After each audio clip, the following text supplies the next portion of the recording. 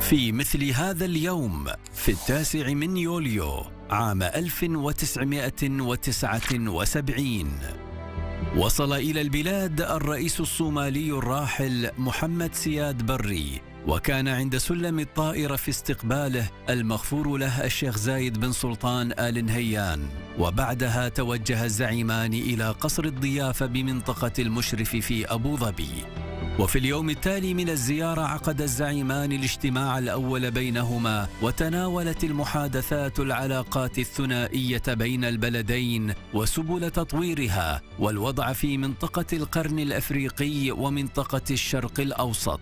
وقد أبدى الشيخ زايد رحمه الله استعداد دولة الإمارات العربية المتحدة للوقوف إلى جانب الصومال لحل مشاكلها الاقتصادية والإسهام في المشروعات التي من شأنها دفع عجلة التنمية فيها.